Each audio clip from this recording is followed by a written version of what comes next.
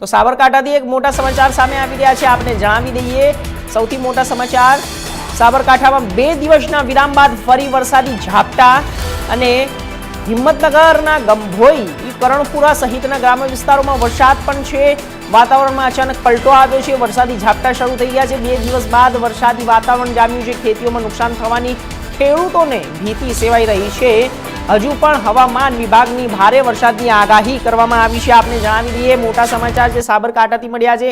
આપ જે આ દ્રશ્યો જોઈ શકો છો તે વરસાદના દ્રશ્યો છે। હિંમતનગર, ગંભોઈ, કરણપુર સહિતના ગ્રામ્ય વિસ્તારોમાં આ વરસાદ વરસી રહ્યો છે। 2 દિવસ વરસાદ હતો, તેના બાદ 2 દિવસ વરસાદ ફરી શરૂ થઈ ગયો છે અને આ સાબરકાંઠાના સૌથી મોટા સમાચાર છે। ખેતીમાં ખેડૂતોને નુકસાન થવાની ભીતિ પણ સેવાઈ રહી હોય છે, તેવો પણ તેમને ડર લાગી રહ્યો છે ખેડૂતોને, કારણ કે જ્યારે વરસાદ વધુ પડતો હોય છે ત્યારે ખેતીમાં પણ પાક થવાની અને તે નુકસાન થવાની ભીતિઓ રહેતી હોય છે। પરંતુ શું છે કે જ્યારે વરસાદ ઓછો થાય તો પણ પાકને નુકસાન થાય અને વધુ પ્રમાણમાં થાય તો પણ પાકને નુકસાન થાય।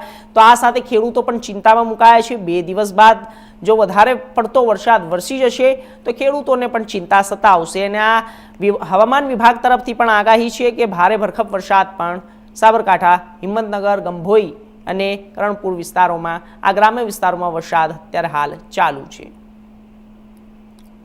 તો આ જ વિષય ઉપર વધુ માહિતી માટે ભરત પટેલ અમારી સાથે જોડાઈ ગયા છે, અમારા સંવાદદાતા।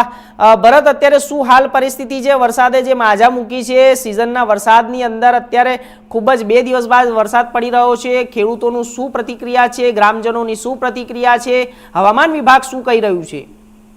જી હર્ષ, ચોક્કસથી વાત કરવામાં આવે સાબરકાંઠાની તો સાબરકાંઠા જિલ્લામાં 2 દિવસની બાદ ફરી મેઘરાજાની પધરામણી થઈ છે। અત્યારે હાલ તો વરસાદનો માહોલ જામી ગયો છે। જો વધુ વરસાદ પડશે, જે હવામાન વિભાગની જે રીતે આગાહી કરી છે તે પ્રમાણે જો વધુ વરસાદ પડશે તો ખેડૂતોનો પાકમાં 100% નુકસાન જાય એવી ભીતિ સર્જાઈ રહી છે। અત્યારે હાલ જો પાકની વાત કરવામાં આવે તો મગફળીનો પાક અને શાકભાજી જેવા પાકો સાબરકાંઠામાં થતા હોય છે, તે પાકોને ભારે નુકસાન જાય તેવી પરિસ્થિતિ સર્જાય તેવું લાગી રહ્યું છે। જી હર્ષ। જી, તો અત્યારે હાલ હવામાન વિભાગ તરફથી કોઈ એલર્ટ જાહેર કરવામાં આવ્યું છે, કોઈ એવી રેડ એલર્ટની પ્રક્રિયા કે એવું કંઈ? જી હર્ષ, વાત કરવામાં આવે ચેક ડેમ, જે ડેમો આવેલા છે, 12 જેટલા ડેમો આવ્યા છે અરવલ્લી અને સાબરકાંઠાના, તે ડેમો પણ અત્યારે 70%ની આસપાસ ભરાઈ ગયા છે। જો ઉપરવાસમાં પણ ભારે વરસાદ પડશે તો ઓવરફ્લો થવાની શક્યતાઓ છે, તેને લઈને પણ તંત્ર એલર્ટ મોડમાં જોવા મળી રહ્યું છે। જી જી જી અનાજ પુરવઠાને લઈને કોઈ એવું વ્યવસ્થા ઊભી કરવામાં આવી છે કે જ્યારે કોઈ પાકને કે અનાજને કોઈ નુકસાન ન થાય, સરકાર તરફથી એવી રાહત દરે કોઈ સુવિધાઓ આપવામાં આવી હોય, કોઈ સર્વે કરવામાં આવ્યું હોય? જી, અત્યારે હાલ તો કોઈ સર્વે કરવામાં નથી આવ્યું, પણ ખેડૂતોની માંગ છે કે જે ખેડૂતોના પાકને જે નુકસાન અગાઉ થયેલું છે તેને પણ એક ધ્યાન લે અને સર્વે કરવામાં આવે તેવી ખેડૂતોની પણ માંગ છે।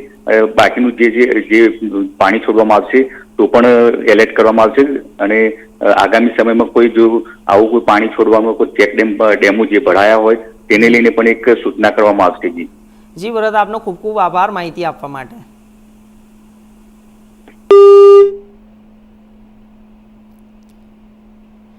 આગળ વાત કરીશું પાલનપુરની વોકલ ફોર લોકલ